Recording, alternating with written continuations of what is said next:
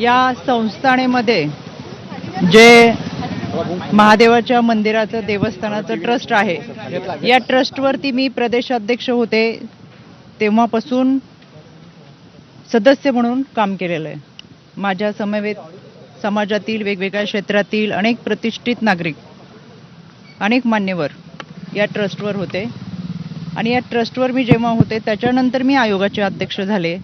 आणि मला सुरुवातीला हे सांगायचं आहे, या ट्रस्टचा कार्यकाळ हा 8 ऑगस्ट 2025 रोजी संपलेला आहे. खरं तर समाजामध्ये आपण आयुष्य जगत असताना कोणाला ना कोणाला गुरु मानत असतो. खरात पती पत्नीला माझ्या परिवाराने गुरु मानलं, आम्ही गुरु मानलं.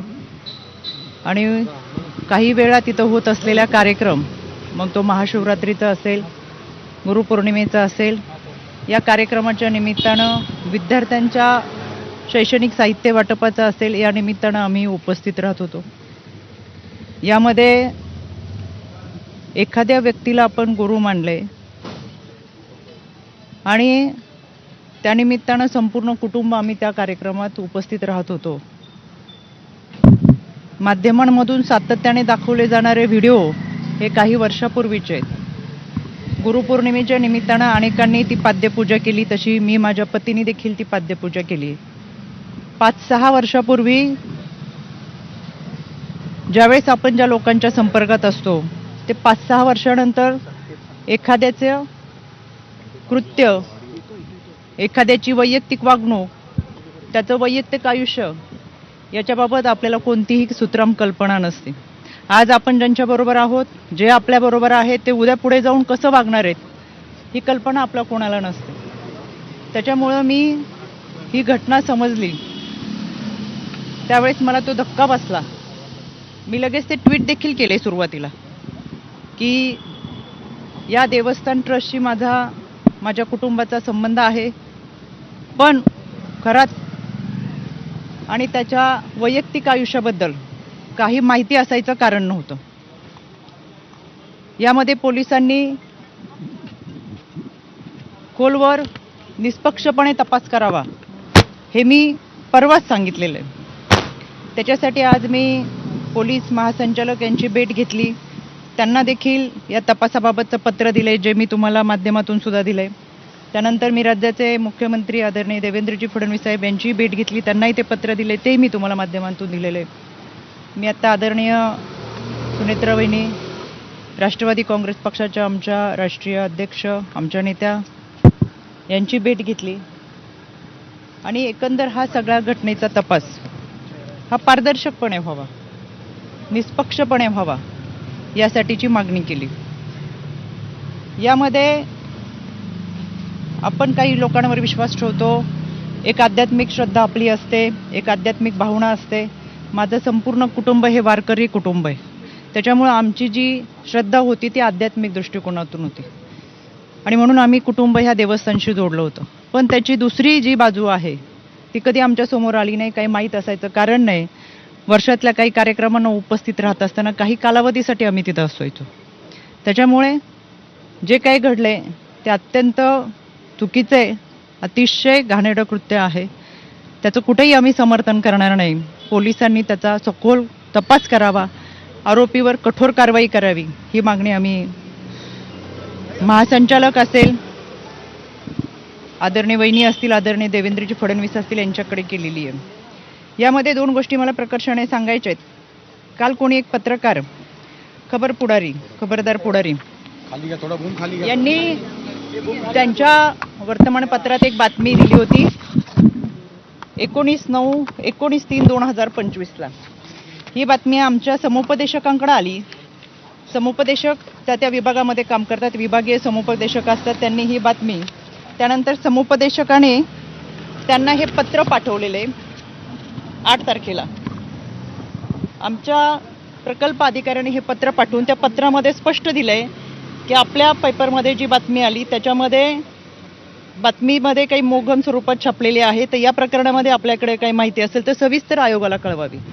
दुसरं पत्र आहे पोलीस अधीक्षकांना की तुम्ही तुमच्याकडे जी काही माहिती असेल ती माहिती या अत्याचाराच्या संदर्भात असेल किंवा काही असेल तर आपण पोलीस स्तरावरती कारवाई करावी, भूमिका घ्यावी, जे काही असेल. त्यापूर्वी माझ्या ऑफिसमधून संबंधित पत्रकाराला फोन गेला होता की तुमच्याकडे अशी काही तक्रार असेल, अशी काही माहिती असेल तर तुम्ही पोलिसांकडे जाऊन तक्रार दाखल करा. यानंतर तिथं स्थानिक पोलिसांनी सांगितलं की कोणतीही माहिती नाही, कोणत्या महिलेची तक्रार नाही. बऱ्याच वेळा चुकीच्या बातम्या ह्या छापल्या जातात आणि म्हणून त्यांनी आयोगाला ते पत्र पाठवले की आमच्याकडे कोणतीही माहिती नाही, जी काही बातमी मी दिली ती मोगम स्वरूपात दिलेली आहे, आमच्याकडे कोणतेही पुरावे नाही. 2 दिवसापासून ज्या चुकीच्या बातम्या चाललेत त्याचा मी तीव्र निषेध करते. दुसरी गोष्ट, माझ्याकडे 5 तारखेला एका मुलीचा मेल आला. याच्यावरती नाव दिसेल म्हणून मी फक्त तुम्हाला लांबून हे दाखवते.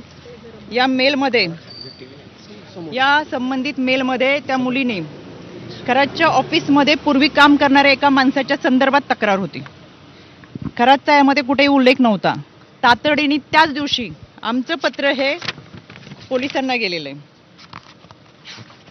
मी स्वतः ॲडिशनल DG यांना ते पाठवलं आणि पोलिसांना आम्ही ते पत्र पाठवून जे कोणी असेल त्याच्यावरती तपास करावा असं सांगितलं.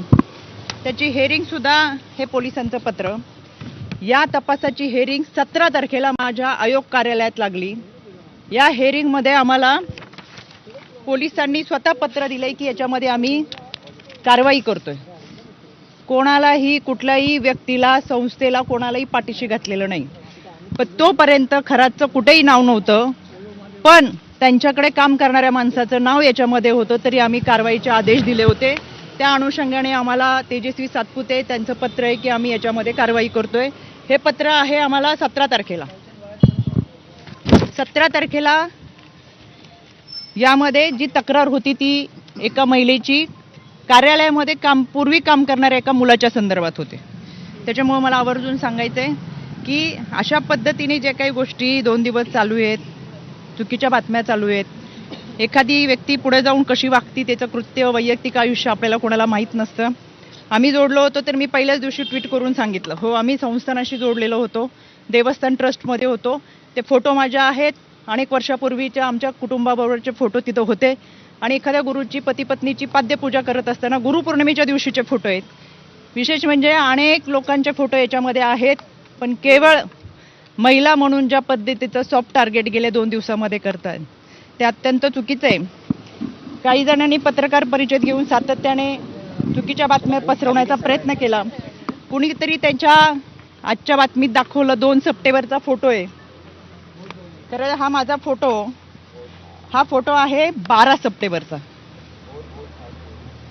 ह्याच्यावरची 1 तारीख पुढची खोडली आणि 2 सप्टेंबर दाखवलं आणि काहीतरी त्या दिवशी अमावस्या पौर्णिमा काहीतरी आहे असं चुकीचं दाखवलं. माझ्या आजही अकाउंटवर गेलात तर हे फोटो आहे असे आहेत, ते 2 सप्टेंबरचे नाहीत, ते 12 सप्टेंबरचे. दुसरी गोष्ट, 2 सप्टेंबरला आदरणीय अजितदादांच्या दौऱ्यात आम्ही होतो. हा माझा 2 सप्टेंबरचा फोटो आहे. 2 सप्टेंबरला हा फोटो झाल्यानंतर कुठेही माझ्या हाताला जखम नाही. हा 3 सप्टेंबर, 4 सप्टेंबरचा फोटो आहे. माझ्या या भागामध्ये अधिकाऱ्यांच्या समवेत रस्त्याची पाहणी आहे, कुठेही हाताला जखम नाही. हा 4 सप्टेंबरचा आहे आणि हा 5 सप्टेंबरचा फोटो आहे. कुठेही हाताला जखम नाही. कुठला दिवस होता, काय होता विधी तो माहीत नाही. आणि हा 6 सप्टेंबरचा आहे, कोणतीही हाताला जखम नाही. कायद्याच्या चौकटीतून ह्या सगळ्यांना आम्ही नोटिसा पाठवूच. चुकीच्या पद्धतीने बदनामी करणं, अश्लील टीका टिप्पणी करणं, खोटे नरेटिव्ह सेट करणं, खोट्या बातम्या प्रसार करणं, या सगळ्यांच्या बाबत कायद्याच्या चौकटीतून प्रक्रिया नक्की करेल. मी परत सांगते, यामध्ये जी व्यक्ती होती ती दोषी आहेच, त्याच्यावर कठोर कारवाई झालीच पाहिजे. आपल्याला कोणत्याही व्यक्तीच्या वैयक्तिक आयुष्याबद्दल काही माहिती असायचं कारण नाही आणि आज आपण ज्यांच्याबरोबर आहेत ते पुढे जाऊन 4 वर्षांनी, 5 वर्षांनी काय करणार आहेत हे याची कल्पना आपल्याला नसते. त्याच्यामुळे या व्यक्तीवर कठोर कारवाई व्हावीच ही मागणी मी आज केलेली आहे आणि या सगळ्या गोष्टींचा निष्पक्षपणे तपास व्हावा. त्याच्यामुळे मी आज राज्य महिला आयोगाच्या अध्यक्षपदाचा राजीनामा माझ्या नेत्या आदरणीय सुनेत्रा वहिनी यांच्याकडे मी सुपूर्द केलेला आहे.